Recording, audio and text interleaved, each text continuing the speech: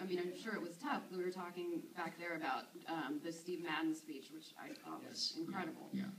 And it does look like they're having fun, but as far as kind of improv and really letting them go, did you let them go more on this film than Well, I had to, but again, Rodrigo Prieto is on camera, and Adam Sumner was the assistant director. He's done a lot of work with Ridley Scott and with Spielberg, Steve. He did War Horse, he did Lincoln.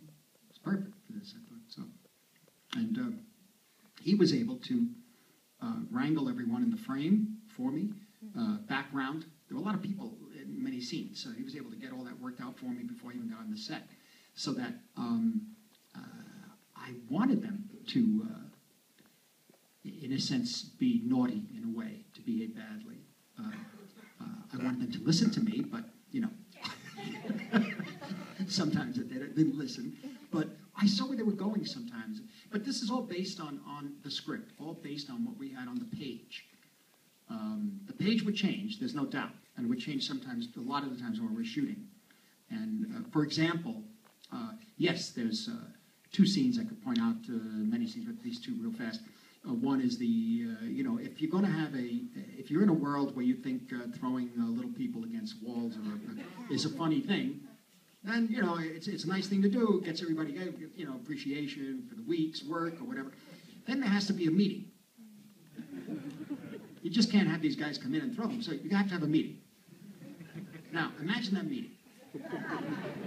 Okay, so now you're talking to each other. You're saying, no, wait, no, what if the guy gets upset? Well, gets upset. You're going to hit the little guy? No. Why don't we get something like knock him out? You're really thinking this way?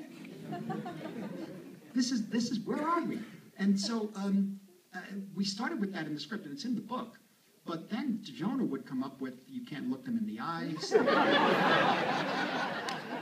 And then P.J. Byrne comes in, yeah, it's a fact, I saw it on PBS. I'm not going to cut that out. There was one that said we should have, there was a whole sequence that went off, but we should have one as a mascot around, and we should have, like, he comes in the office, and we, you know, it was horrible. And, you know, so that's an example of many, that thing about the flying Melendez, not suing anyone who died. All of that came out of the, you know, and we're thinking about it. Did the flying Melendez ever fight? Did the Melendez fall? I guess it doesn't matter. So it's that kind of improv. And then the other one was the which one? The $26,000 sides. That's right. Yes, the ones that cured cancer. So between Rob Reiner and Jonah and Leo trying to dance in his feet there and saying it's not a prostitution ring, and it is. All of that kind of improv is where we really had the most fun, I must say.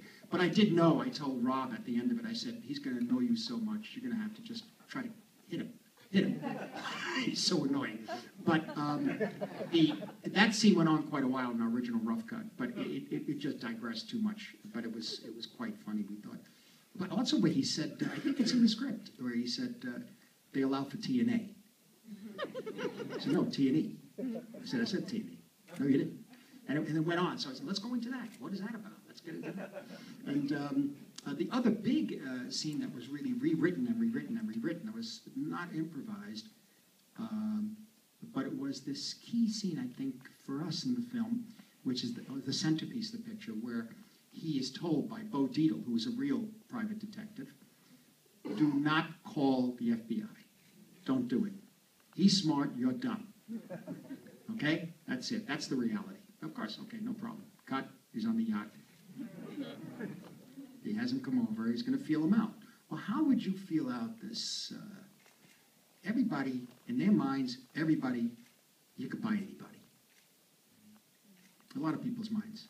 You could buy anybody. And there's ways of buying people. Buy them with money. You can buy them with love. You can buy them with many different ways, right? So, I tried to make it with Terry and everyone as, and Leo and Kyle Chandler, as believable as possible. That actually, you know, I don't know. Was Kyle really going to go there with that? Was he really going to he's listening to him. When Leo says, I could do that for anybody who asked me, or anybody could really, you know, who needs it, what I did for that young man and his mother. Now, it seems reasonable. He's just guiding him into a business deal that will probably make him a lot of money. North of 500,000. That's it. You mentioned a figure. And so I said, okay, when you mentioned it, did he technically bribe him?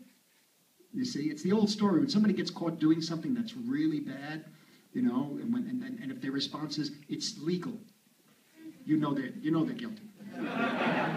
You know they're guilty, you know? So he says, no, I didn't say it, man. I didn't do it, you know. I did not say it. Technically, you have to give a specific number. And so I said, okay, let's make it. Let's keep going that way. And we got into that laughing jag that they got into. You know? And then it's Leo suddenly flipped. He said, okay, time for you to get the fuck off my boat. And then it flipped. Then he went. And he said, I want to do something. I want to throw the lobsters at him. I said, don't throw the lobsters. He goes, no, I think all right, I'll tell you what, let me see what you want to do with the lobsters. But I liked it. He got up, he said, yeah, go ahead, go home on your tree, on your whatever, with your ugly wives. And they bring in the wives now. Oh, God. This is a disaster. Just sink yourself, man. And then on top of that, you throw money at them? Go down. Who do you think you are, man? You know? But that's the attitude, I think, of a lot of people in that world. You know, we can do anything.